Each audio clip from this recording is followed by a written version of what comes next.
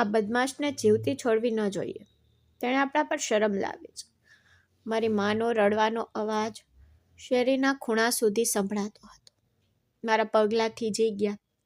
તે કદાચ મારા ઘરમાંથી અવાજ આવી રહ્યો હતો. એક અગમ્ય ભય મારા હૃદયને ઘેરી ગયો અને હું પાગલપણથી દરવાજા તરફ દોડી ગયો. ત્યાંનું દ્રશ્ય જોઈને મારા પગ નીચેથી જમીન સરકી ગઈ. મારી વૃદ્ધ માં, જે ક્યારેય કીડીને પણ નુકસાન પહોંચાડતી નહોતી, આજે તે શાવરણી પકડીને જમીન પર પોતાની બધી શક્તિથી દબાઈ ગઈ હતી અને મારી પત્ની કામિનીને મારતી હતી. મારી બહેન તેની સાથે જોડાઈ કામિનીના શરીરને લાત મારી રહી હતી. કામિની જમીન પર પડી હતી. તેના મોંમાંથી ફક્ત એક જ શબ્દો નીકળતા હતા, ભગવાનની ખાતર બસ રોકાઈ જાઉં, હું નિર્દોષ છું. મેં ફોન નથી કર્યો, હું કંઈ બોલી નથી. મેં ચીસ પાડી, માં તમે શું કરી રહ્યા છો? મારો અવાજ સાંભળીને બંને પથ્થર થઈ ગયા. માએ મારી તરફ જોયું. તેની આંખો લોહીથી લથપથ થઈ ગઈ. તે મારી તરફ ઠોકર ખાઈને બૂમ પાડી, તું આવી ગયો? જો તારી ચાલાક પત્ની શું કરી રહી છે? તે આખો દિવસ પોતાનો ફોન કાનથી દૂર રાખતી નથી. કોણ જાણે તેના કયા ચાહકો સાથે વાત કરી રહી છે. આજે મેં તેને રંગે હાથે પકડી. મારું નામ કપિલ છે. ગઈકાલ સુધી અમે 3 ભાઈ બહેન હતા. હું સૌથી મોટો અને મારી 2 નાની બહેનો. અમારું જીવન સરળ અને શાંતિપૂર્ણ હતું. જ્યારે અચાનક અમે અમારા પિતાને ગુમાવ્યા ત્યારે હું ફક્ત 18 વર્ષનો હતો. મારા પિતાના મૃત્યુ પછી ઘરની બધી જવાબદારીઓ મારા ખંભા પર આવી ગઈ. મારા પિતા પાસે 2 નાની દુકાન હતી, જેનું ભાડું હવે અપૂરતું હતું. મારી મા એક આદરણીય મહિલા હતી અને તે આવકથી ઘર ચલાવતી. પરંતુ મને ખબર હતી કે વસ્તુઓ અલગ છે. મારી 2 બહેનો મોટી થઈ રહી હતી અને મારે તેમના લગ્ન કરાવવાના હતા. મેં ઘણી ઊંઘ વિનાની રાતો વિતાવી અને અંતે નક્કી કર્યું કે મારે વિદેશ જવું જ પડશે. અહીં રહીને હું ક્યારેય એટલા પૈસા બચાવી શક્યો નહીં કે મારી બહેનોને સન્માન સાથે મોકલી શકું, તેમને દહેજ આપી શકું અને સારા લગ્ન ગોઠવી શકું. જ્યારે મેં મારી મા સાથે વાત કરી ત્યારે તે પહેલાં રડી પડી, પણ પછી પરિસ્થિતિ સમજીને માની ગઈ. પછી મેં ક્યાંકથી થોડા પૈસા ઉછીના લીધા અને વિદેશ જવાની વ્યવસ્થા કરી. હું મજૂર તરીકે કામ કરવા માટે વિદેશ ગયો. વિદેશમાં જીવન સરળ નહોતું. તીવ્ર ગરમી અને સખ્ત મહેનત પછી દર મહિને ઘરે પૈસા મોકલવાથી અને મારી માની પ્રાર્થના સાંભળવાથી બધો થાક ઓછો થતો. મેં મારા દેણા ચૂકવવા માટે દિવસ રાત કામ કર્યું. 3 વર્ષ સતત મહેનત કર્યા પછી મેં ફક્ત મારા બધા દેણા ચૂકવ્યા જ નહીં, પણ મારી બહેનોના લગ્ન માટે પણ નોંધપાત્ર રકમ બચાવી. જ્યારે હું પહેલીવાર રજા પર ઘરે પાછો ફર્યો ત્યારે માં ખૂબ જ ખુશ થઈ ગઈ. પહોંચતાની સાથે જ તેને કહ્યું, કપિલ, હું વૃદ્ધ થઈ રહી છું. મોટી દીકરી માટે એક સંબંધ આવ્યો છે. હું ઈચ્છું છું કે તે હવે સ્થાયી થઈને જાય. ચાલ આપણે બંને ભાઈ બહેનોના લગ્નનું આયોજન કરીએ. અને પછી ખૂબ જ ધામધૂમથી અમે બંને લગ્ન કર્યા. કામિની બરાબર એવી જ હતી જેવી મેં કલ્પના કરી હતી. ખૂબ જ શાંત, સમજદાર અને વફાદાર સ્ત્રી. લગ્ન પછી હું ત્યાં 3 મહિના રહ્યો. તે 3 મહિના મારા જીવનના શ્રેષ્ઠ દિવસો હતા. કામની મારી અને મારી માની ખૂબ કાળજી રાખતી. તે સવારે ઉઠતી, નાસ્તો બનાવતી, મારા કપડાં ઇસ્ત્રી કરતી અને મારી માને ઘરકામમાં મદદ કરતી. તે ક્યારેય ગુસ્સે ન થતી, ક્યારેય કંઈ કરવાનો ઇનકાર ન કરતી. જ્યારે પણ હું તેને જોતો ત્યારે હું ગુપ્ત રીતે ભગવાનનો આભાર માનતો કે મને આવી પત્ની મળી. ઘણીવાર તે રાત્રે મારી બાજુમાં બેસતી અને કહેતી, કપિલ સર, તમે ખૂબ સારા છો. મને ડર છે કે તમે ફરીથી વિદેશ જશો. અને હું હસતો, તેના માથા પર હાથ મૂકતો અને કહેતો, મૂર્ખ છોકરી, જાવું તો પડશે ને. મારે હજુ પણ મારી નાની બહેનના લગ્ન કરાવવા પડશે ને. આપણે આપણું ભવિષ્ય બનાવવું પડશે ને. બસ થોડા વર્ષો અને હું હંમેશા માટે પાછો આવીશ. સમય પસાર થઈ ગયો. મારી રજા પૂરી થવાનો સમય નજીક આવ્યો. જે દિવસે હું પાછો ફરવાનો હતો, કામિની ખૂબ જ ઉદાસ હતી. તેની આંખોમાં આંસુ હતા. જ્યારે હું રૂમમાં પ્રવેશ્યો ત્યારે તે એક ખૂણામાં બેઠી રડતી હતી. હું તેની પાસે ગયો, તેના આંસુ લૂછ્યા અને તેને દિલાસો આપ્યો. મેં તેને કહ્યું કે જો કામિની, હું ફક્ત 1 વર્ષ માટે જઈ રહ્યો છું. 1 વર્ષ પછી ફરી પાછો આવીશ. પ્લીઝ મને ખુશીથી વિદાય આપ, જેથી હું તારો હસતો ચહેરા વિદાશમાં જોઈ શકું. પણ જો તું રડતી રહેશે તો મને ત્યાં શાંતિ કેવી લાગશે? આ સાંભળીને તે ભાગ્યે જ સ્મિત કરી શકી. મેં તેને દિલાસો આપ્યો અને કહ્યું, હા, મારી ગેરહાજરીમાં મારી મા અને નાની બહેનનું ખૂબ ધ્યાન રાખજે. આ લોકો સાથે તો મારો ખાસ સંબંધ છે. જ્યારે પણ મારી મા, બહેનો અને મોટી બહેન ઘરે આવે છે ત્યારે તેમની સાથે ખૂબ આદરપૂર્વક વર્તવું. મને તારા તરફથી કોઈ ફરિયાદ ન મળવી જોઈએ. કામિનીએ માથું હલાવ્યું અને કહ્યું, ચિંતા કરશો નહીં. મા મારા માટે મારી સાસુ નથી, પણ મારી મા જેવી જ. હું તેમનું ખૂબ ધ્યાન રાખીશ, કંઈ પણ કમી છોડીશ નહીં. મારા ત્યાંના સમય દરમિયાન મેં જોયું કે મારી મા કામિનીને વધારે કામ કરવા દેતી નહોતી. તે ઘણીવાર કહેતી, અરે વહુ, ફક્ત કપિલ સાથે બેસ. આ બેચારો ફક્ત થોડા દિવસ માટે રજા પડતો છે, ચાલ્યો જશે. જીવનભરનું કામ છે. આ જોઈનું કામિનીને કહેતો, જો મારી મા કેટલી સારી છે. તે તને પણ એટલો જ પ્રેમ કરે છે, તારે તેમને પણ એટલો જ પ્રેમ કરવો જોઈએ. કામિની હસતી અને કહેતી, તે પણ એવું જ કરશે. પછી જવાના આગલા દિવસે હું બજારમાં ગયો, એક સ્માર્ટફોન ખરીદ્યો. મારો હેતુ એ સમજવાનો હતો કે વિદેશમાં રહેવું ખૂબ એકલું હોઈ શકે છે. પતિ પત્નીની કેટલીક અંગત વાતો હોય છે જે જાહેરમાં શેર કરી શકાતી નથી. તેથી અમે રાત્રે શાંતિથી વાત કરી શકીએ. મેં કામિનીના હાથમાં નવો ફોન મૂક્યો, જેમાં મેં પહેલેથી જ સિમ કાર્ડ નાખી દીધો હતો. તેની આંખો ચમકી ગઈ. તેણે ખુશીથી કહ્યું, આ મારા માટે છે? મેં જવાબ આપ્યો, હા, તે તારા માટે જ. હું ઈચ્છું છું કે જ્યારે હું કામ પરથી પાછો આવું ત્યારે આપણે વિડીયો કોલ પર વાત કરીએ. તું મને તારા અને ઘર વિશે બધું કહેતી રહેજે. તેનાથી અંતરની લાગણી ઓછી થઈ જશે. મારા શબ્દો સાંભળીને તેણીએ ખુશીથી મારા હાથમાંથી ફોન લીધો અને કહ્યું, તમે તો મારા માટે એક મોટી સમસ્યા હલ કરી દીધી. હું પણ વિચારી રહી હતી કે તમારા ગયા પછી હું તમારો અવાજ સાંભળ્યા વિના કેવી રીતે જીવીશ. હવે હું તમને રોજ ફોન કરીશ. અમે ઘણી વાતો કરી, ઘણા વચનો આપ્યા, પણ મને ખબર નહોતી કે હું તેને મારો પ્રેમ વ્યક્ત કરવા અને સંપર્ક રહેવા માટે જે મોબાઈલ ફોન આપી રહ્યો હતો તે મારા જીવનમાં આટલું તોફાન ઊભું કરશે. મને મારી માતા અને બહેન પર આંધળો વિશ્વાસ હતો. મને વિશ્વાસ હતો કે તેઓ કામિનીને ખૂબ માન આપશે. છેવટે તે મારી આંખનું તારો છે અને કામિની મારું ગૌરવ. બીજા દિવસે સવારે મેં ભારે હૃદયે વિદાય લીધી. મારી માતાએ મારા કપાળ પર ચુંબન કર્યું. મારી બહેને મને ગળે લગાવ્યો અને કામિની દરવાજા પાસે ઊભી રહી. તેની આંસુભરી આંખો લૂછતી રહી. હું એરપોર્ટ જવા નીકળી ગયો, પણ મારું હૃદય ઘરે જ રહ્યું, મારી નવી દુલ્હન અને મારી વૃદ્ધ મા સાથે. જેમ હું વિમાનમાં ચડ્યો, મેં વિચાર્યું કે હું શક્ય તેટલી વહેલી તકે પહોંચી અને તેને ફોન કરીને કહીશ કે હું સુરક્ષિત રીતે પહોંચી ગયો છું. પરંતુ ભાગ્ય મારી યોજનાઓ પર ચાલાકી કરી રહ્યું હતું. મુસાફરી લાંબી અને થકવી નાખનારી હતી, પરંતુ કામિનીના વિચારો જ મારા હૃદય અને મન પર કબજો જમાવી રહ્યા હતા. એરપોર્ટ છોડીને મારા ઘરે પહોંચતાની સાથે જ મેં સૌથી પહેલું કામ મારું નવું સિમ કાર્ડ સક્રિય કર્યું અને વાઈફાઈ કનેક્ટ કર્યું. હૃદય ધબકતું હતું. મેં કલ્પના કરી હતી કે કામિનીની સ્ક્રીન પર મારું નામ આવતાની સાથે જ તે ખૂબ જ ખુશ થશે, કદાચ રડશે પણ, કારણ કે તે જતી વખતે ખૂબ જ ભાવુક થઈ ગઈ હતી. ધ્રુજતા હાથે મેં તેનો નંબર ડાયલ કર્યો. ફોન વાગતો રહ્યો. ઘણી ક્ષણો પછી ફોન ઉપાડવામાં આવ્યો. હેલો. બીજી બાજુથી કામિનીનો અવાજ આવ્યો, પણ તેમાં એવી જીવંતતા નહોતી જે મેં અપેક્ષા રાખી હતી. મેં ઉત્સાહથી કહ્યું, હેલો કામિની, હું કપિલ છું. તું કેમ છે?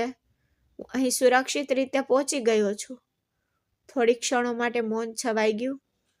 પછી તેનો સપાટ અવાજ આવ્યો, ઓ સારું, ભગવાનનો આભાર કે તમે સુરક્ષિત રીતે પહોંચી ગયા. મને ખૂબ જ આશ્ચર્ય થયું. નીરસ પ્રતિક્રિયા. મારા આશ્ચર્યને મેં છુપાવતા પૂછ્યું, શું થયું કામિની? શું તને સારું તો છે ને? તારો અવાજ ખૂબ નિરાશ લાગે છે. શું તું મને યાદ કરી રહી હતી? તેણીએ ઝડપથી જવાબ આપ્યો, ના, એવું નથી. હું ઠીક છું. મારે ખરેખર રસોડામાં થોડું કામ કરવાનું છે. હું ચોંકી ગયો. મેં કહ્યું, ઓ, મેં હમણાં જ તો ફોન કર્યો, બસ 2 મિનિટ તો વાત કર. હું મારી મુસાફરીથી ખૂબ થાકી ગયો છું. તારો અવાજ સાંભળીને મને દિલાસો મળે છે. તેણીએ ઝડપથી કહ્યું, આપણે કાલે વાત કરીશું. મને હવે મોડું થઈ રહ્યું છે. પછી તેણીએ ફોન કાપી નાખ્યો. મેં મારા હાથમાં મોબાઈલ ફોન પકડીને સ્ક્રીન તરફ જોયું. ગઈકાલ હું જે છોકરીને રડતી છોડીને આવ્યો હતો તે તો પૂરતી સારી લાગતી હતી, પણ આટલો ઠંડો સ્વર અચાનક? મેં મારી જાતને સાંત્વના આપી કે તે કદાચ ઘરના કામમાં ખરેખર વ્યસ્ત હશે, અથવા કોઈ મહેમાન હશે જેના કારણે તે ખુલીને બોલી શકી નહીં. મેં મારા કપડાં બદલ્યા અને થાકીને ગાઢ ઊંઘમાં સરી પડ્યો. બીજા દિવસે હું કામ પર ગયો, પણ મારું મન આખો દિવસ મારો ફોન પર જ કેન્દ્રિત રહ્યું. સાંજ પડતા જ હું મારા રૂમમાં પાછો ફર્યો. મેં તરત જ કામિનીનો નંબર ડાયલ કર્યો. ઘંટડી વાગતી રહી, પણ ફોનનો જવાબ ન મળ્યો. મને લાગ્યો કે તે બાથરૂમમાં હશે અથવા ફોન સાયલન્ટ હશે. મેં 10 મિનિટ પછી ફરીથી ફોન કર્યો, પણ હજુ સુધી કોઈ જવાબ ન મળ્યો. જ્યારે સતત 4 વાર ફોન કર્યા પછી પણ મને જવાબ ન મળ્યો, ત્યારે મને ચિંતા થવા લાગી કે શું કંઈક ખોટું હોઈ શકે છે. હું ગભરાઈ ગયો અને તરત જ મારી માના નંબર પર ફોન કર્યો. 2 મિનિટ પછી મારી માએ ફોન ઉપાડ્યો. હેલો મમ્મી, કેમ છો? પછી તેનો ખુશખુશાલ અવાજ આવ્યો, હા મારા દીકરા, તું લાંબો જીવ. હું ઠીક છું. મને કે તું કેમ છે? રોટી ખાધી? મેં ચિંતાથી પૂછ્યું. મમ્મી, હું ઠીક છું, પણ ઘરે બધું સારું છે ને? પણ મને કે આ કામિની ક્યાં છે? હું ઘણા સમયથી ફોન કરી રહ્યો છું, પણ તે ઉપાડતી નથી. માં થોડી વાર ચૂપ રહી પદ બોલી, મને ખબર નથી દીકરા, તે તેના રૂમમાં છે. થોડી વાર પહેલા જ તે તેના મોબાઈલ ફોન પર કોઈની સાથે વાત કરી રહી હતી. મને હાસ્યનો અવાજ સંભળાયો હતો. મને લાગ્યું કે તે કદાચ તારી સાથે વાત કરી રહી હશે, તેથી મેં ફોન ન કર્યો. હવે મેં જોયું નથી કે તે શું કરી રહી છે. મારી આંખોના ભ્રમર ભીના થઈ ગયા. મેં આશ્ચર્યથી પૂછ્યું, મમ્મી, તમે શું કહી રહ્યા છો? ગઈકાલથી તો મેં તેની સાથે વાત કરી નથી. જો તે મારી સાથે વાત નહોતી કરતી હોય તો તે કોની સાથે હસતી અને વાતો કરતી હતી? માએ આકસ્મિક રીતે જવાબ આપ્યો, મને કેવી રીતે ખબર પડે દીકરા કે કોની સાથે વાત કરી રહી હતી? તે કોઈ મિત્ર સાથે વાત કરી રહી હશે, અથવા તેના માતા પિતાને ફોન કરી રહી હશે. હું મારી વહુને અનુસરતી નથી અને મેં ક્યારેય પૂછ્યું નથી કે તે આખો દિવસ ફોન પર શું કરી રહી છે. મારા હૃદયમાં એક વિચિત્ર અસ્વસ્થતા ભરાઈ ગઈ. જો તે જાગતી જ રહી છે, વાત કરી રહી છે, તો તે મારો ફોન કેમ ઉપાડતી નથી? મારા ગુસ્સાને દબાવતા મેં કહ્યું, ઠીક છે મમ્મી, હું તેની સાથે જાતે વાત કરીશ. તમારે આરામ કરવો જોઈએ. મારી માએ ધીમેથી કહ્યું, દીકરા, તારે પોતાને પૂછવું જોઈએ કે વધારે ચિંતા ન કર, તારું ધ્યાન રાખ. ફોન રાખ્યા પછી મેં ફરીથી કામિનીના નંબર પર ફોન કર્યો. આ વખતે પરિણામ એ જ આવ્યું. ફોન વાગતો રહ્યો પણ ડિસ્કનેક્ટ થતો ગયો. હવે મારો ગુસ્સો ઉગ્ર હતો. મેં તેને મેસેજ કર્યો, પૂછ્યું કે તું મારા ફોન કેમ નથી ઉપાડતી? કોઈ જવાબ નહીં. 2 કલાક રાહ જોયા પછી મેં ફરીથી ફોન કર્યો, પરંતુ છતાં કોઈ જવાબ ન મળ્યો. હું ગુસ્સે થઈ ગયો. મારો પુરુષાર્થનો અહંકાર ઉશ્કેરાઈ ગયો. મેં વિચાર્યું, મેં તેના માટે આટલો મોંઘો ફોન ખરીદ્યો. હું વિદેશમાં છું ત્યારે હું તેને ખૂબ યાદ કરું છું, અને પોતે તેના પતિના ફોનનો જવાબ આપવાની પણ તસદી લેતી નથી. મેં ગુસ્સાથી ફોન ફેંકી દીધો અને નક્કી કર્યું કે જ્યાં સુધી તે મને ફોન ન કરે ત્યાં સુધી તેને ફરીથી ફોન ન કરું. હું જોવા માંગતો હતો કે તે મારી કેટલી કાળજી રાખે છે. હું મારા કામમાં ડૂબી ગઈ અને મારું હૃદય કઠણ થઈ ગયું. ઘણા દિવસો વીતી ગયા. ન તો તેણે ફોન કર્યો, ન તો મેં ફોન કર્યો. શરૂઆતમાં હું ગુસ્સે થઈ ગયો હતો, પણ જેમ જેમ દિવસો પસાર થતા ગયા, મારું હૃદય ઉદાસ થવા લાગ્યું. પરદેશની એકલતા મને ઘેરી લેવાનો પ્રયાસ કરી રહી હતી. મેં વિચાર્યું કે તે મને ખૂબ પ્રેમ કરતી હતી. જ્યારે હું ગયો ત્યારે તે ખૂબ રડતી હતી. અચાનક એવું શું થયું કે તે મારા પર ગુસ્સે થઈ ગઈ કે મેં તે દિવસે તેને ઠપકો આપ્યો? ના, મેં તેને ઠપકો પણ આપ્યો નથી. શું કારણ હશે? મારા હૃદયે મને કહ્યું કે કદાચ તે મારા ફોનની રાહ જોઈ રહી હશે. પતિ પત્ની વચ્ચે આવા નાના મોટા ભેદો તો થાય છે.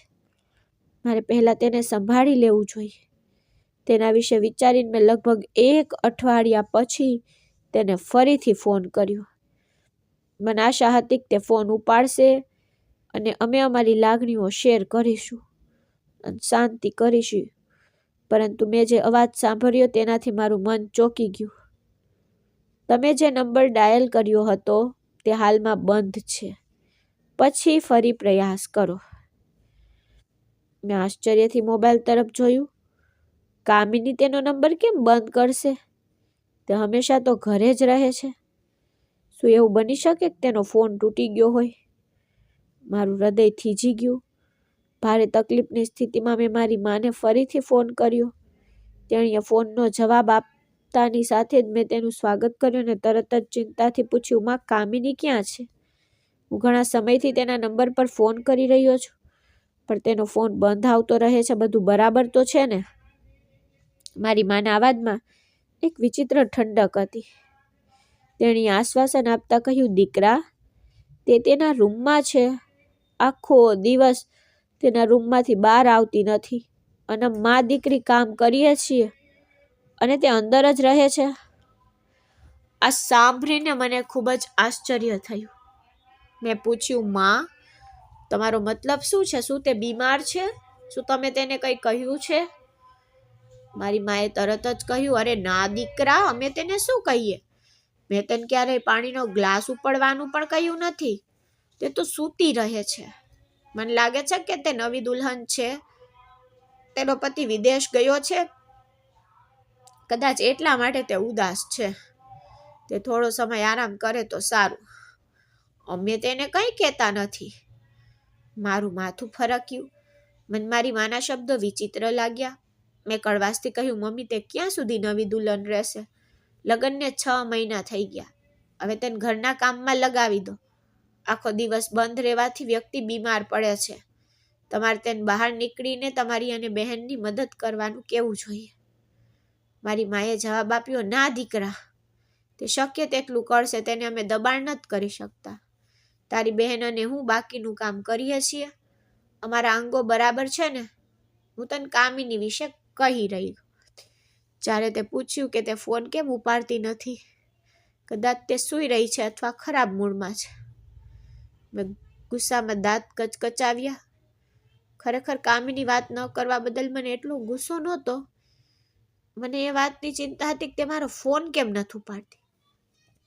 મેં મારી માને મારી શંકાઓ વિશે કહ્યું નહીં, પણ મારા મનમાં ગુસ્સો પહેલેથી જ હતો. મેં કહ્યું, મમ્મી, કૃપા કરીને તેને રૂમમાં જાઓ તો અને મને તેની સાથે વાત કરવા દો તો. હું તેને પૂછું કે શું થયું છે. મારી માં થોડી અચકાઈ. દીકરા, હું રસોડામાં છું. મારા હાથ ભીના છે. તું તેને જાતે ફોન કરી લે ને, તેની પાસે ફોન તો છે. મેં ચીડાઈને કહ્યું, મમ્મી, હું તમને કહું છું ને, તેનો નંબર ડિસ્કનેક્ટ થઈ ગયો છે. પ્લીઝ મને તેની સાથે વાત કરવા દો. મારે કંઈક ખૂબ જ મહત્વપૂર્ણ કામ કરવાનું છે. એટલામાં જ મેં ગણગણાટ સાંભળ્યો અને પછી પગલાં આવતા રહ્યા. થોડી વાર પછી મેં મારી માનો અવાજ સાંભળ્યો, કામિની, કામિની, કપિલ ફોન કરી રહ્યો છે. તેની સાથે વાત કર. બીજી ક્ષણે બીજી બાજુ શાંતિ છવાઈ ગઈ. મારા કાન સતત સાંભળવાનો પ્રયાસ કરી રહ્યા હતા કે કામિની શું કહે છે, તે ફોન ઉપાડશે કે નહીં.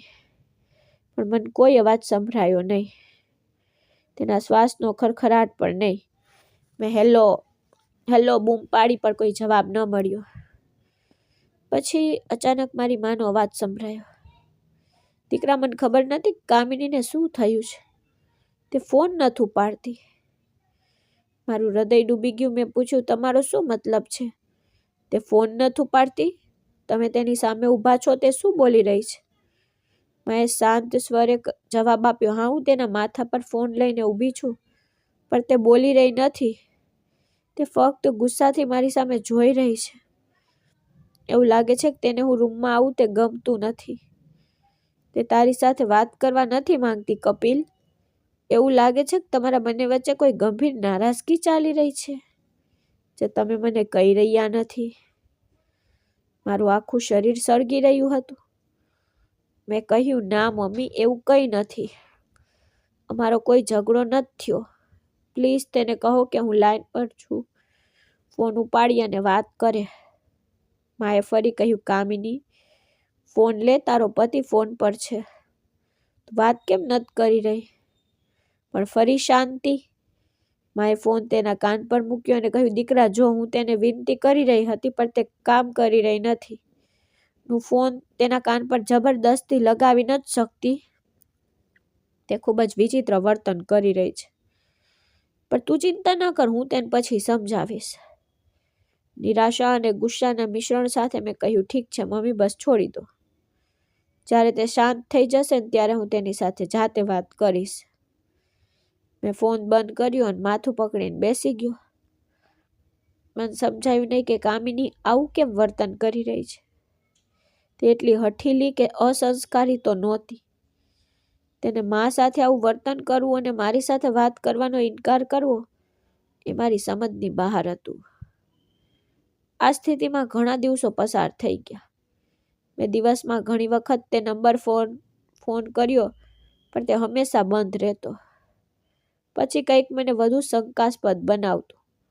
હું ઘણીવાર તપાસ કરતો કે તે વોટ્સએપ પર ઓનલાઈન છે કે નહીં. જ્યારે પણ હું મારો ફોન ઉપાડતો ત્યારે મને તેના નામ નીચે ઓનલાઈન દેખાતું.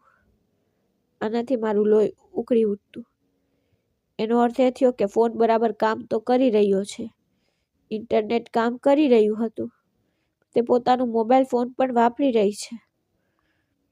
મેં તેને મેસેજ પર મોકલ્યા કે કામની, જો તું ઓનલાઈન છે તો તું મારા ફોન કેમ નથી ઉપાડતી? તું કોની સાથે વાત કરી રહી છે? જવાબ કેમ નથી આપતી? પણ તેણે કોઈ જવાબ આપ્યો નહીં. બ્લૂટિક પણ બંધ હતું. તેથી મને ખબર પણ નથી પડતી કે તેણે મારો મેસેજ વાંચ્યો છે કે નહીં. મેં તેને મોબાઈલ ફોન આપ્યો હતો જેથી અમે શાંતિથી વાત કરી શકીએ. અને તે એટલી વ્યસ્ત થઈ ગઈ કે તે તેનો ઉપયોગ કરી રહી છે, પણ તેના પતિ માટે સમય નથી. મારી માના શબ્દો મારા મનમાં દોડી રહ્યા હતા. મને લાગતું હતું કે તે કોની સાથે હસતી અને વાતો કરતી હતી. શંકાનું ઝેર ધીમે ધીમે મારી નસોમાં ઘૂસી ગયું. વિદેશમાં એકલો હતો અને મારું ઘર તૂટી રહ્યું હતું. મેં તેને ફરીથી ફોન કર્યો. મારો સ્વર પહેલા જેવો સૌમ્ય નહોતો. મમ્મી, મને સાચું કે ઘરે શું ચાલી રહ્યું છે? કામિની આખો દિવસ ઓનલાઈન રહે છે, પણ તે મારા સંદેશાનો જવાબ નથી આપતી. તમને ખબર છે તે કોની સાથે વાતો કરી રહી છે? દીકરા, તેણીએ કહ્યું, હું તને શું કહી શકું? મારા હૃદય પોતે લોહીના આંસુ રડે છે. હું એક વૃદ્ધ સ્ત્રી છું.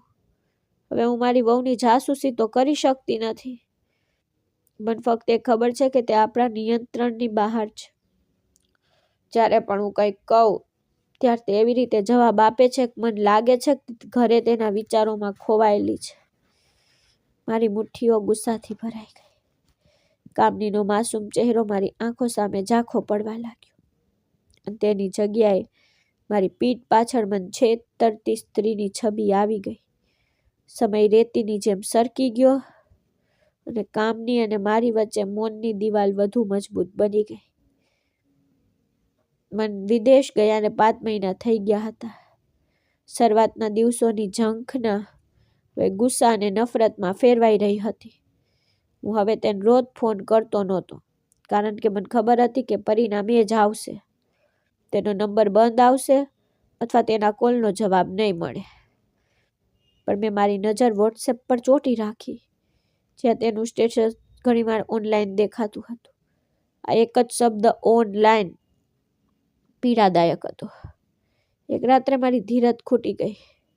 મેં જોયું કે ભારતીય સમય મુજબ રાતના 2 વાગ્યા હતા. કામિની ઓનલાઈન હતી.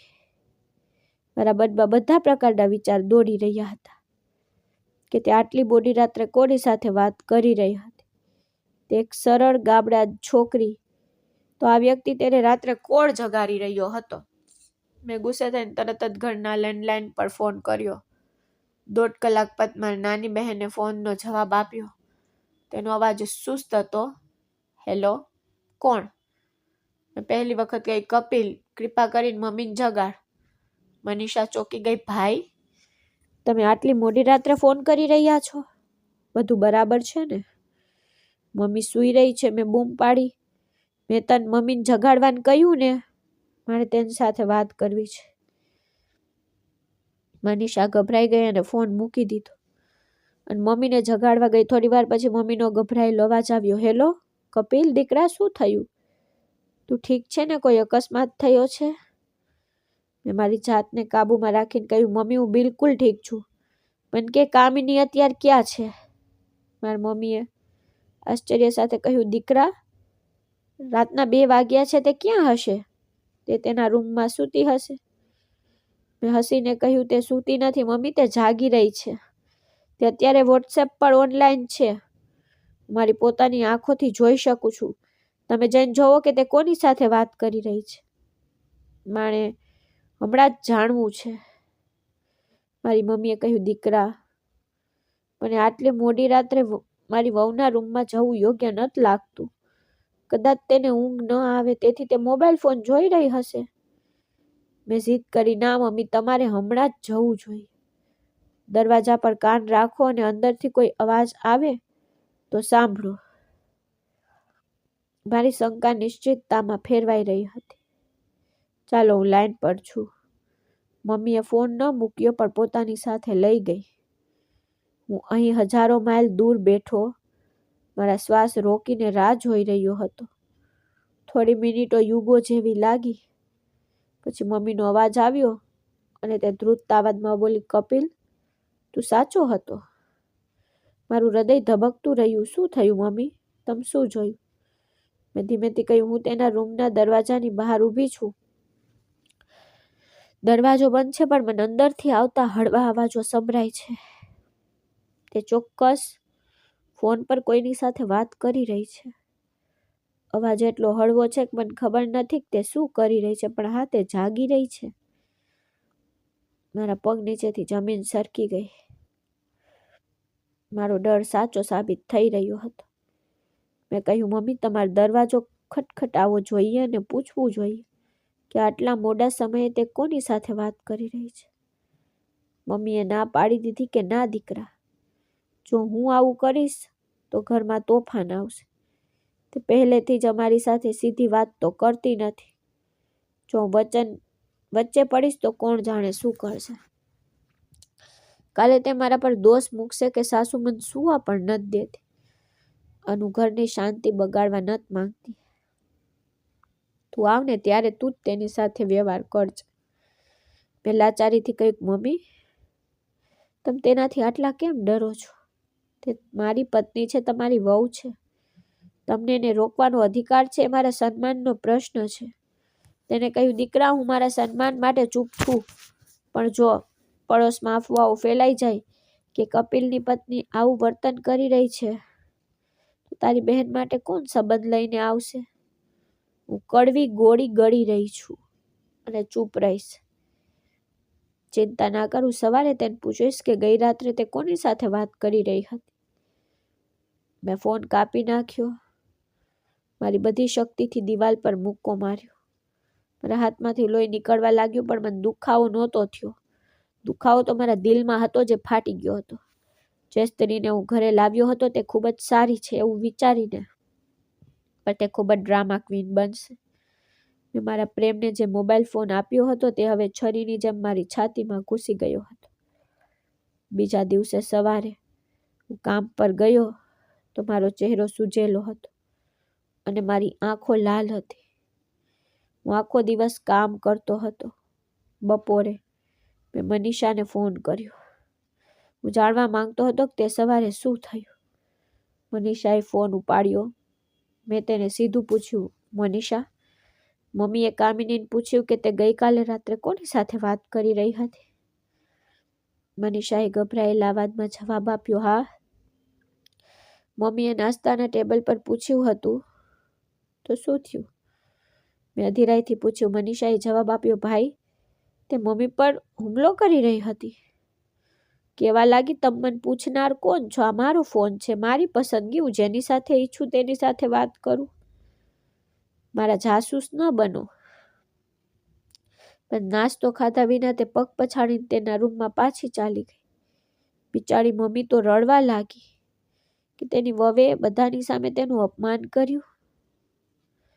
આ સાંભળીને મારું લોહી ઉકળી ઉઠ્યું. મારી માનું અપમાન સાંભળીને હું સહન કરી શક્યો નહીં. મેં તરત જ નક્કી કરી લીધું કે હું હવે બધું જ કરી ચૂક્યો છું. હું ગુજરાન ચલાવવા માટે સખ્ત મહેનત કરી રહ્યો હતો અને તે મારા પૈસાથી ગુજરાન ચલાવી રહી હતી અને મારી માની નિંદા કરી રહી હતી. ફોન કાપી નાખ્યા પછી મેં મારી કંપનીમાં મારી રજા માટે અરજી સબમિટ કરી. મારા બોસને આશ્ચર્ય થયું કે હું હમણાં જ વેકેશન પરથી પાછો આવ્યો છું, ફરીથી રજા માંગી રહ્યો હતો. પણ મેં ખોટું બોલ્યું. મારી માં ખૂબ બીમાર છે. મારે ગમે તે ભોગે ઘરે જવું પડશે. કામની માટે મારી પાસે જે થોડી જગ્યા હતી તે મનીષાના શબ્દો સાથે ગાયબ થઈ ગઈ. હું તેને નફરત કરતો હતો. શક્ય તેટલી ઝડપથી આ મામલો સમાપ્ત કરવા માંગતો હતો. આગામી 24 કલાક મારા માટે મુશ્કેલ અગ્નિ પરીક્ષા હતા. મેં એક ઇમરજન્સી ટિકિટ બુક કરાવી, જેનો ખર્ચ સામાન્ય ફ્લાઇટ કરતાં 3 ગણો વધારે હતો. પરંતુ આ ક્ષણે પૈસા મારા માટે અર્થહીન હતા. મારું ઘર બળી રહ્યું હતું. હું પૈસાની કેવી રીતે પરવા કરું? મેં મારો સામાન પણ પેક કર્યો નહીં. મેં ફક્ત જરૂરી પાસપોર્ટ લીધો અને એરપોર્ટ પર દોડી ગયો. મેં ઘરે કોઈને જાણ કરી નહોતી, મમ્મી કે મનીષાને પણ નહીં. મારો એકમાત્ર પ્લાન એ હતો કે અચાનક ઘરે પહોંચીને કામિનીને ખાલી હાથે પકડી લઉં. જોવા માંગતો હતો કે જ્યારે હું આખરે તેને મળીશ ત્યારે તેના ચહેરાનું શું થશે. શું તે ડરી જશે કે પછી તે મને બીજું જૂઠું બોલીને સાંત્વના આપવાનો પ્રયાસ કરશે? જે હું પ્લેનમાં ચડી રહ્યો હતો, મારું હૃદય મારી છાતીમાં હથોડાની જેમ ધબકતું હતું. એક વૃદ્ધ માણસ મારી બાજુમાં બેઠા હતા. મારી અસ્વસ્થતા જોઈને તેણે મારી સાથે વાત કરવાનો પ્રયાસ કર્યો.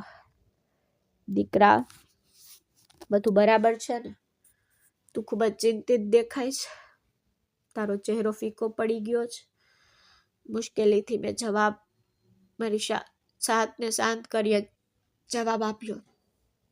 થોડી ઘરેલું સમસ્યા છે, તેથી હું તાત્કાલિક ઘરે જાઉં છું. કૃપા કરી પ્રાર્થના કરો કે બધું બરાબર થાય. વૃદ્ધ માણસે પ્રેમથી મારા ખંભા પર હાથ મૂકીને કહ્યું, ભગવાન બધું બરાબર કરશે દીકરા. જીવનમાં ઉતાર ચઢાવ આવે છે, વ્યક્તિ ધીરજ રાખવી જોઈએ. મેં સ્મિત સાથે વિચાર્યું. મેં ખૂબ ધીરજ રાખી. હવે કિંમત ચૂકવવાનો સમય આવી ગયો છે. આખી મુસાફરી દરમિયાન હું મારી સીટ પર બાજુઓ ફેરવતો રહ્યો. ક્યારેક મને કામિનીનો માસૂમ ચહેરો યાદ આવ્યો, જ્યારે તે મને વિદાય આપતા ખૂબ રડતી હતી.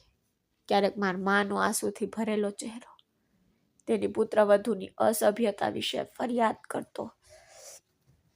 મારા મનમાં યુદ્ધ ફાટી નીકળ્યું. એક તરફ મારો પ્રેમ, બીજી બાજુ મારી માનો આદર. મેં મારી માનો આદર પસંદ કર્યો, કારણ કે મને ખાતરી હતી કે મા તો જૂઠું બોલી શકતી નથી. તેને મારા માટે પોતાનું આખું જીવન બલિદાન આપ્યું, તો તે મારી ખુશીની દુશ્મન કેવી રીતે બની શકે? કામિની તો રસ્તો ભૂલી ગઈ. એરપોર્ટ પર ઉતારતાની સાથે જ મેં ટેક્સી લીધી. તેને મારા ઘરનું સરનામું કહ્યું. મેં તેને કહ્યું કે મારે ત્યાં ઝડપથી પહોંચવું પડશે. જ્યારે મેં ડ્રાઈવરને આ કહ્યું ત્યારે હું પાછળની સીટ પર બેઠો. ડ્રાઈવરે અરીસામાંથી મારી સામે જોયું અને ગાડી સ્ટાર્ટ કરતી વખતે કહ્યું કે સાહેબ, ઘણી ભીડ હશે. આ વખતે હું તમને ઝડપથી ત્યાં પહોંચાડવાનો પ્રયાસ કરીશ. પણ એવું લાગે છે કે તમે ઘણા સમય પછી પાછા આવ્યો છો. મેં કહ્યું, હા બસ ગાડી ચલાવ, તું જે કંઈ માંગે તે હું તને આપીશ. બસ મને ઘરે લઈ જા. રસ્તામાં ટ્રાફિકનો અવાજ, ધમાલ ભયંકર લાગતા હતા. પસાર થતી દરેક ક્ષણ મારું હૃદય દોડતું હતું. હું મારો મોબાઈલ ફોન કાઢતો રહ્યો.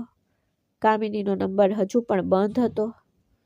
તે હજુ પણ વોટ્સએપ પર અવારનવાર ઓનલાઈન રહેતી હતી.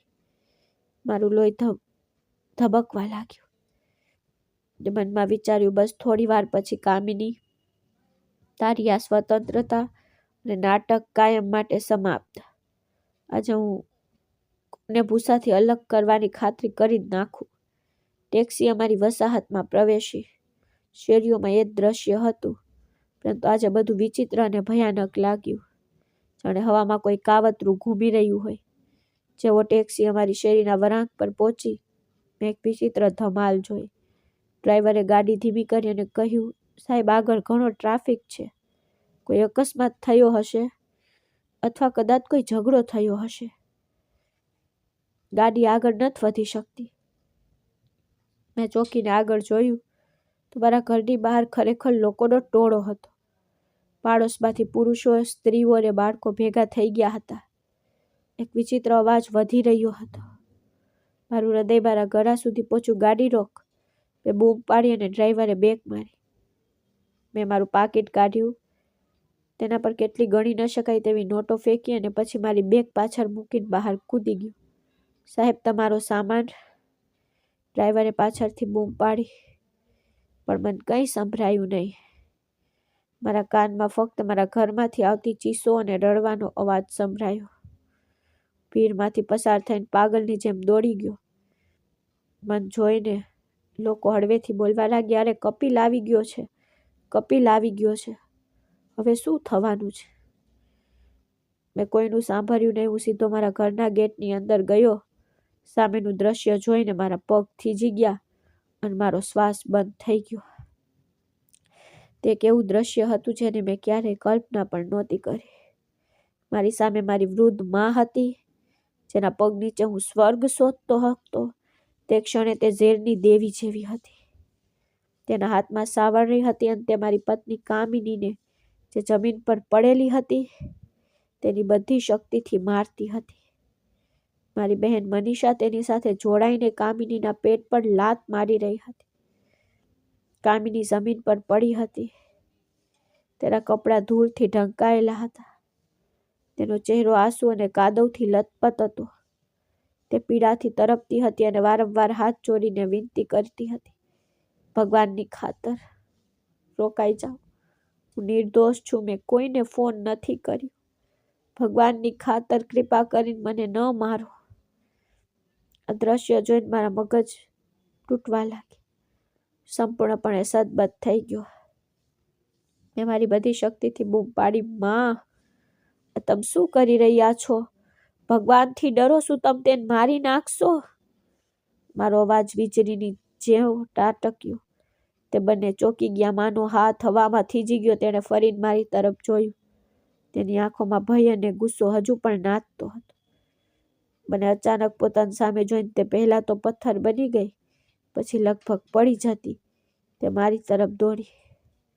પછી તે ચીસો પાડી, તું આવી ગયો, સારું થયું કે તું આવી ગયો. તારી પત્નીની હરકતો જો. તે આખો દિવસ કાનથી ફોન કાઢતી નથી. કોણ જાણે તેના કયા પ્રશંસકો સાથે વાત કરે છે. આજે મેં તેને રંગે હાથે પકડી લીધી. કહું છું, તેને મારી નાખ, જેથી આપણા સન્માન પરનો આ ડાઘ ધોવાઈ જાય.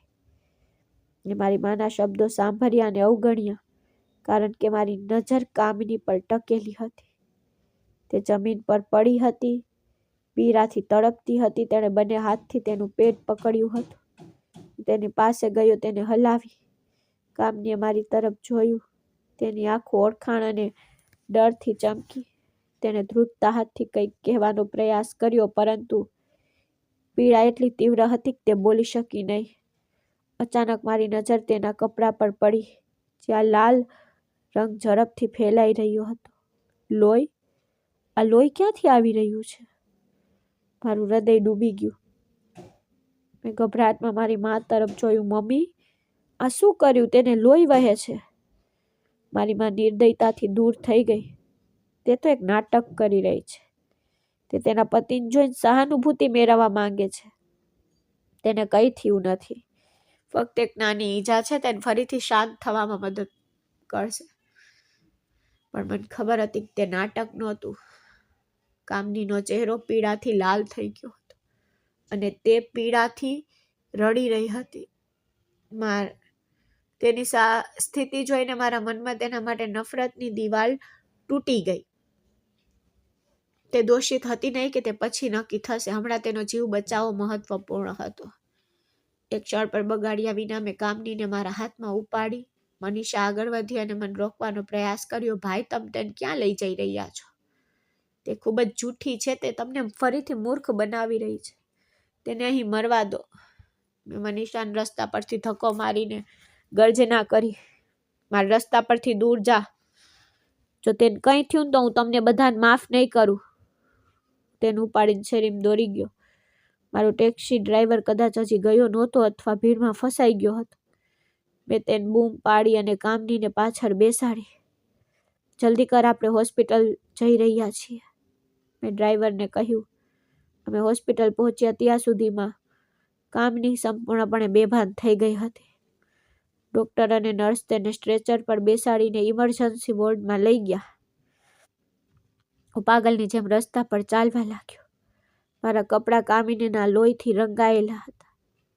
મારું મન ખાલી થઈ ગયું. એક તરફ મારી માના શબ્દો, કોણ જાણે તે કોની સાથે વાત કરી રહી છે. બીજી બાજુ કામિનીની વ્યથિત સ્થિતિ. લગભગ 1 કલાક પછી ડૉક્ટર ઓપરેશન થિયેટરમાંથી બહાર આવ્યા. તેમનો ચહેરો ઉદાસ હતો. ઝડપથી તેમની પાસે ગયો. ડૉક્ટર, મારી પત્ની કેમ છે? શું તે ઠીક છે? ડૉક્ટરે મારા ખભા પર હાથ મૂકતા પહેલા ખેતથી માથું હલાવ્યું. કપિલ, તમારી પત્ની તો ખતરાની બહાર છે. અમે તેનું લોહી વહેતું બંધ કર્યું, પણ મને દુઃખ થાય છે કે અમે તમારા બાળકને બચાવી શક્યા નહીં.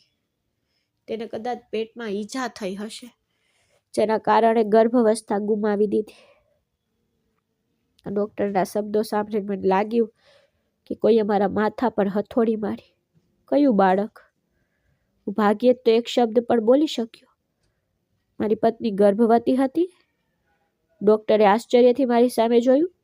શું તમને ખબર નથી? તે 4 મહિનાની ગર્ભવતી છે. બાળકને આંતરિક ઈજાઓ થઈ જે જીવલેણ સાબિત થઈ. અમને તેનો અફસોસ છે. મારા પગ નીચેથી જમીન સરકી ગઈ. દિવાલ સાથે ઝૂકીને ફ્લોર પર બેઠો. મારી પત્ની ગર્ભવતી હતી. મને તેની ખબર નહોતી. ભારે પગલાઓ સાથે વોર્ડમાં પ્રવેશ્યો. કામની પલંગ પર સૂતી હતી. તેનો લાલ ચહેરો અને આંખોની આસપાસ કાળા વર્તુળો તેણીએ સહન કરેલા ત્રાસની સાક્ષી આપતા હતા. મને જોતા જ તેણીએ વેદનાથી ઊભી થવાનો પ્રયાસ કર્યો, પણ નબળાઈથી તે પડી ગઈ. મારું બાળક, કપિલ, મારું બાળક ક્યાં છે? તેના અવાજમાં એક રુદન હતું જે મારા હૃદયને ફાડી નાખતું હતું. તેની નજીક બેઠો. મારી આંખોમાં આંસુ વહી રહ્યા હતા. મેં ધ્રુત અવાજે કહ્યું, કામિની, આપણું બાળક હવે આ દુનિયામાં નથી. તે તેની દાદી અને ફઈની ક્રૂરતાનો ભોગ બની ગયા. તે સાંભળીને કામિની રડી પડી. તે તેની છાતી પર ધબકતી, ઓ મારું બાળક. મેં તેની ખૂબ સારી સંભાળ રાખી હતી. મેં તેને ખૂબ વિનંતી કરી, મને ન મારો, મારા ગર્ભમાં એક નાનું જીવ છે. પણ કપિલ, તે પથ્થર બની ગઈ હતી. મેં તેના હાથ પકડ્યા. મેં મારી આંખોમાં વહેતા શબ્દોને અવાજ આપ્યો, પણ કામિની, આટલું થયું કેમ? તે મને મજબૂર કર્યો. જો તે ફોન પર બીજા પુરુષો સાથે વાત ન કરી હોત, ફક્ત મારી સાથે વાત કરી હોત, તો મારે આ દિવસ ન જોવો પડત. એ કોણ હતું જેના માટે તે મારું ઘર બરબાદ કર્યું? કામનીએ મારી સામે જોયું. તમે શું વાત કરો છો કપિલ? મેં ગુસ્સાથી કહ્યું, જેની સાથે તું રાત્રે વાત કરતી હતી. મેં તને વોટ્સએપ પર ઓનલાઈન જોઈ છે. મમ્મીએ મને કહ્યું કે તું આખો દિવસ કાન પરથી ફોન કાઢતી નથી. એ કડવું હસી, દુઃખથી ભરેલું હાસ્ય. કયો મોબાઈલ ફોન કપિલ? એ જ મોબાઈલ ફોન જે તમે મને આપીને ગયા હતા, જે માએ તમે ઘરની બહાર નીકળતાની સાથે જ મારી પાસેથી છીનવી લીધો હતો. મને એવું લાગ્યું કે મારા રૂમની છત મારા પર પડી ગઈ. તારો મતલબ શું છે? કામનીએ રડતા રડતા કહ્યું, જે દિવસે તમે ગયા ત્યારે સાંજે માએ મારી પાસેથી મોબાઈલ ફોન છીનવી લીધો. તેને કહ્યું, વહુ મોબાઈલ ફોન નથી રાખતી. આ તો બેશરમ વાત છે. મોબાઈલ ફોન આખો દિવસ મનીષા દીદી પાસે હતો, મમ્મી પાસે. તે તેના પર નાટકો જોતી, તેના મિત્રો સાથે વાત કરતી. તે દિવસથી મેં મારા મોબાઈલ ફોનને સ્પર્શ નથી કર્યો. મારું મન ફરતું હતું. પણ જ્યારે હું ફોન કરતો ત્યારે તે કહેતી, તું તારા રૂમમાં છે, તું વાત કરવા માંગતી નથી. અને તે દિવસે જ્યારે મેં તને ફોન કરવા માટે દબાણ કર્યું, કામિનીએ કહ્યું, ત્યારે તે મારી બાજુમાં ઊભી હતી અને મારો હાથ દબાવતી હતી. તે ઈશારો કરી રહી હતી કે જો હું મારું મોં ખોલીશ તો તે મારી જીભ બહાર કાઢી લેશે. તેણે મને ધમકી આપી કે જો મેં કપિલને કંઈ કહ્યું તો તે મને ઘરમાં રહેવા દેશે નહીં. હું ડરી ગઈ હતી. કપિલ, તો તે મને પત્ર કેમ ન લખ્યો? તે કોઈના દ્વારા મારી સાથે વાત કેમ નથી કરી? મેં તે બેવફાઈથી પૂછ્યું. હું તેને કેવી રીતે મોકલી શકું? મને ઘરની બહાર જવાની મંજૂરી નથી. હું તો ત્યાં નોકરાણી તરીકે રહેતી હતી, વહુ તરીકે નહીં. હું આખો દિવસ કામ કરતી અને રાત્રે બધું સંભાળતી હતી. આજે પણ મેં ફક્ત એટલું જ કહ્યું કે મારી તબિયત સારી નથી, મને ડૉક્ટર પાસે લઈ જાઓ. કદાચ મારું બાળક જોખમમાં છે. તેનાથી માં ગુસ્સે થઈ ગઈ. તેમને લાગ્યું કે હું કામ ટાળવાનો પ્રયાસ કરી રહ્યો છું. તેણીએ મને મારવાનું શરૂ કરી દીધું. હું ખૂબ જ કડક હતો. મારી માએ મને ખોટું બોલ્યું અને મારી બહેને પણ. તરત જ કામની રડી પડી. હું તમારી ઇજ્જત બચાવવા માટે ચૂપ રહી. મેં ક્યારેય મારી સાસુની મારા પરની ક્રૂરતા વિશે તમને ફરિયાદ કરી નહીં. હું નહોતી ઈચ્છતી કે તમે વિદેશમાં મુશ્કેલીમાં મુકાવ કે તમારી મા સાથે ઝઘડો કરો. બદલામાં મને શું મળ્યું? મારા બાળકનો મૃતદેહ અને મારા પતિની મારા પર શંકા. મારી દ્રષ્ટિ અંધકારમય બનાવી દીધી. હવે મને સમજાયું કે ઓનલાઈન સ્ટેટસ મોનિશાનું હતું, તે કામિનીનું નહીં. પણ તેને ડર હતો.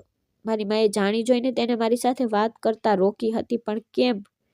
મેં વેદનામાં પૂછ્યું. પણ મેં કહ્યું, હું તેમનો દીકરો છું. તેઓએ મારું ઘર કેમ બરબાદ કર્યું?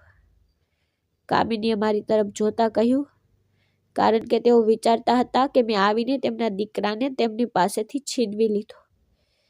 જ્યારે તમે મને મોબાઈલ ફોન ખરીદી અને મને પ્રેમ કર્યો ત્યારે મેં તેમની આંખોમાં નફરત જોઈ. તે મને વિચલિત કરવા અને મને તમારા જીવનમાંથી દૂર કરવા માંગતી હતી. ભલે તેનો અર્થ તમારું લોહી વહેવડાવવું હોય. સત્ય મારી સામે તલવારની જેમ ઊભું હતું. મારી પત્ની બેવફા નહોતી.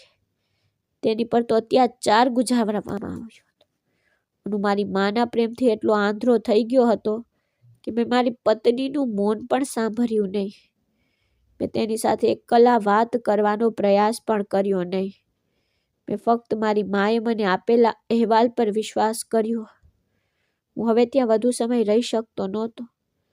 મારી અંદરની આગ વધી રહી હતી. હું ઊભો થયો. કપિલ, ક્યાં જઈ રહ્યા છો? કામનીએ ઉગ્રતાથી પૂછ્યું. મેં પાછળ ફરીને તેની તરફ જોયું. મારી આંખો હવે આંસુઓથી ભરાઈ ગઈ નહોતી, પરંતુ અંગારાથી ભરાઈ ગઈ. ન્યાય કરવા. મારા બાળકના હત્યારોને જવાબદાર ઠેરવવા માટે હું હોસ્પિટલ છોડીને ગયો. મારા પગલાં તોફાન કરતા પણ ઝડપી હતા. હું ઘરે જઈ રહ્યો હતો જ્યાં મારી મા અને બહેન હજુ પણ તેમની ખોટી જીતની ઉજવણી કરી રહ્યા હતા. જ્યારે હું ઘરે પહોંચ્યો ત્યારે દરવાજો ખુલ્લો હતો. મા અને મોનિશા લિવિંગ રૂમમાં બેઠા હતા. મને જોતા જ મારી માના ચહેરા પર રાહતનો ભાવ છવાઈ ગયો. તેણે આકસ્મિક રીતે પૂછ્યું, શું થયું? શું તે કલમુહી મરી ગઈ કે હજુ શ્વાસ લઈ રહી છે? હું કહું છું, તું તેને તેના માતા પિતાને ઘરે છોડી દે. આ ઘરમાં તેની હવે કોઈ જગ્યા નથી. હું તેની પાસે ગયો.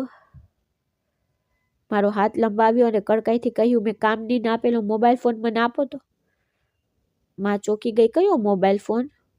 મને તેના વિશે ખબર નથી.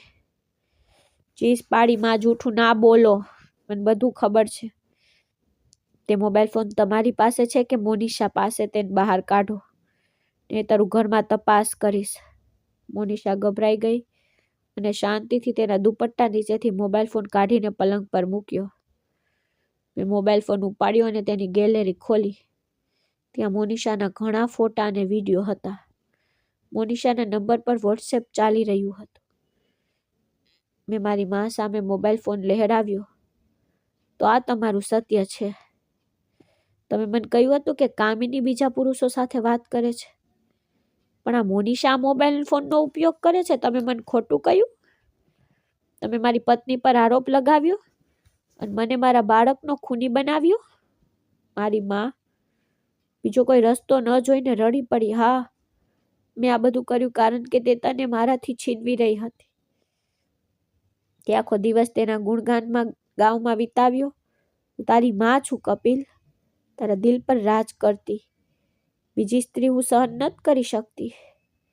મારી માં તરફ નફરત અને દુઃખથી જોયું. માં, મને કબજે કરવાના પ્રયાસમાં તમે મને કાયમ માટે ગુમાવી દીધો છે. તમને લાગતું હતું કે તમારી વહુ તમારા દીકરાને છીનવી ગઈ, પણ સત્ય એ છે કે આજે તમારા પોતાના હાથે તમે તમારા પુત્રને ઘરમાંથી કાઢી મૂક્યો. શું તું આ સ્ત્રી માટે તારી માને છોડી દેશે? મેં મારો નિર્ણય લીધો. તમને તો ઘરમાં કાઢી ન શકું કારણ કે આ મારા પિતાનું ઘર છે અને તમે મારી માં છો. પણ હું હવે તમારી સાથે એક જ છત નીચે રહી શકતો નથી. હું એવા ઘરમાં શ્વાસ પણ લઈ શકતો નથી જ્યાં મારા નિર્દોષ બાળકનું લોહી વહેતું હોય. તમે મારા બાળકના ખૂની છો. તરત જ મારો સામાન ભેગો કર્યો અને હોસ્પિટલ ગયો. કામિની રજા મળ્યા પછી હું તેની સાથે ભાડાના ઘરમાં રહેવા ગયો. મેં વિદેશ જવાનો મારો ઈરાદો છોડી દીધો અને મેં બચાવેલી મૂડીથી અહીં એક નાનો વ્યવસાય શરૂ કર્યો. આજે હોસ્પિટલથી ભાડાના ઘર સુધીની સફર ખૂબ ટૂંકી હતી. પર તે દિવસે મને એવું લાગ્યું કે જીવન દરેક વળાંક પર એક નવી કસોટી ઊભી કરી રહ્યું છે. કામની ચૂપ હતી, એટલી શાંત કે તેના શ્વાસનો અવાજ પણ મારેથી ડરતો લાગતો હતો. જ્યારે અમે ઘરે પહોંચ્યા ત્યારે મેં તેને પલંગ પર સુરાવી. રૂમ નાનો હતો, દિવાલો સાદી હતી, પરંતુ તે ઘરમાં પહેલી વાર તે ડરતી નહોતી. તેની આંખોમાં તે સ્પષ્ટ દેખાતું હતું. તે રાત્રે મેં ફ્લોર પર ગાદલું પાથર્યું અને સૂઈ ગયો. જ્યારે પણ હું મારી આંખો બંધ કરતો ત્યારે હોસ્પિટલના અવાજો ગૂંજતા. અમે બાળકને બચાવી શક્યા નહીં. અચાનક મેં કામિનીના શ્વાસ ઝડપી થતા સાંભળ્યા. ઊભો થયો અને તેની પાસે ગયો. કપિલ, તેનો અવાજ ધ્રુજતો હતો. મને ઊંઘમાં તે રડતો અનુભવાયો. મેં કંઈ કહ્યું નહીં. મેં ફક્ત તેનો હાથ મારા હાથમાં લીધો. લાંબા સમય સુધી તેણીએ મારો હાથ પાછો ખેંચ્યો નહીં. આગામી ઘણા દિવસો આમ જ પસાર થયા. તે બિલકુલ બોલી નહીં, પણ હવે તેના મૌનમાં કોઈ ડર નહોતો. હવે તે થાકી ગઈ હતી. દરરોજ સવારે તેના માટે ચા બનાવતો. મેં ક્યારેય દબાણ કર્યું નહીં. મેં ક્યારેય પ્રશ્નો પૂછ્યા નહીં. ફક્ત તેની બાજુમાં બેઠો રહેતો. એક દિવસ તેણીએ પોતે કહ્યું, તમે કામ પર નહીં જાઓ? ચોંકી ગયો. તેના મૌનમાં પહેલી તિરાડ પડી. ના. ધીમેથી કહ્યું, હમણાં તું મારું સૌથી મહત્વપૂર્ણ કામ છે. તેની આંખો આંસુઓથી ભરાઈ ગઈ, પણ આ વખતે તેણીએ રડવાનો પ્રયાસ ન કર્યો. ધીમે ધીમે તે રસોડામાં આવવા લાગી. પહેલા ફક્ત બેઠી, પછી શાકભાજી કાપવા લાગી. પછી એક દિવસ તેણીએ દાળમાં ઓછું મીઠું નાખ્યું. તેથી હું હસ્યો અને કહ્યું, આજે દાળનો સ્વાદ પણ ખરાબ છે. તેણે ઘણા સમય પછી મારી તરફ જોયું અને થોડી હસી. તે સ્મિત ખૂબ નાનું હતું, પરંતુ તેનો અર્થ મારા માટે દુનિયા હતો. તે રાત્રે તેણીએ પોતે પૂછ્યું, કપિલ, શું ફરી ક્યારેય માં નહીં બની શકું? મેં તેની તરફ ખૂબ ધ્યાનથી જોયું. મેં કહ્યું, મારે બાળક નથી જોઈતું, મને તું જોઈએ છે. તેની આંખોમાંથી આંસુ વહેવા લાગ્યા, પણ આ વખતે તે તૂટ્યા નહીં. તેણે કહ્યું, તેણે ધીમેથી કહ્યું, પહેલી વાર મને એવું લાગે છે કે હું એકલી નથી. તે રાત્રે મેં તેને મારા હાથમાં પકડી નહોતી, ફક્ત નજીક બેઠો હતો, કારણ કે ઘા ઉતાવળમાં રૂઝાતા નથી. સમય જતાં તેણીનું મૌન હળવું થતું ગયું. અમે બંને પીડા ભૂલવાનું શીખ્યા નહીં, અમે તો તેની સાથે જીવવાનું શીખ્યા. આજે પણ ક્યારેક તે મારી પાસે ઊભી રહે છે ને આકાશ જુએ છે. હું કંઈ પૂછતો નથી, હું ફક્ત તેની બાજુમાં ઊભો રહું છું. અને તે ઘણું છે. કામનીને ઘરે લાવ્યા પછી ઘણા દિવસો વીતી ગયા. જ્યારે અમે વધુ વાત કરતા નહોતા. તે ન તો મારાથી દૂર રહેતી કે ન તો મારી નજીક. તે શાંતિથી તેનું કામ કરતી, ખાતી, દવાઓ લેતી અને પછી પાછી સૂઈ જતી. હું સમજી ગયો કે તે હજુ પણ અંદરથી ભાગી પડી હતી. રાત્રે ઘણીવાર તે અચાનક પરસેવાથી લથપથ જાગી જતી. અને હું પૂછતો, શું થયું કામિની? તે માથું હલાવતી જાણે કંઈ થયું જ ન હોય.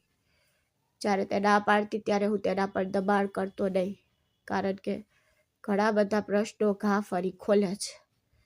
ધીમે ધીમે તેના શરીરમાં શક્તિ પાછી આવી, પણ તેનું મન સ્થિર રહ્યું. ક્યારેક તે ઉલટી કરતી, લાંબા સમય સુધી બાથરૂમમાં બેઠી. એક દિવસ તેણીએ પોતે કહ્યું કે ડૉક્ટરે કહ્યું છે કે બધું સામાન્ય છે. મેં ફક્ત કહ્યું, બસ ઠીક છે. મેં તેને દિલાસો આપ્યો કે આશા આપી નહીં. હું ફક્ત તેની સાથે રહ્યો.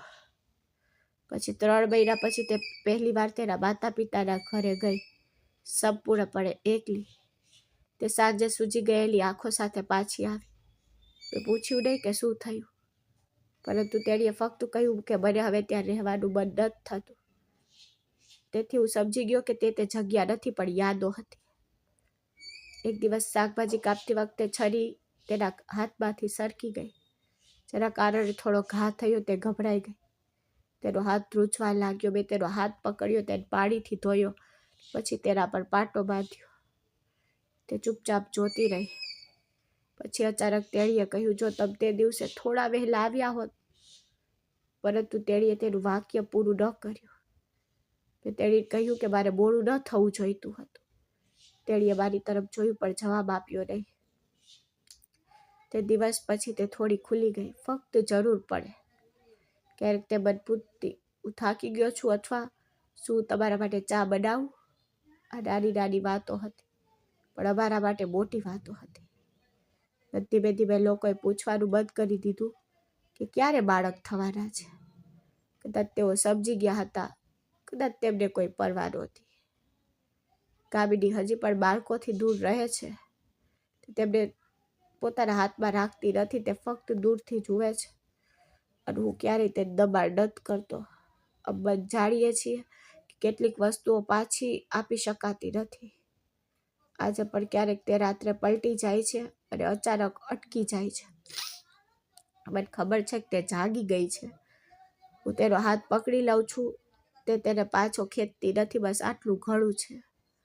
અમારું જીવન અનુકરણીય રહ્યું નથી.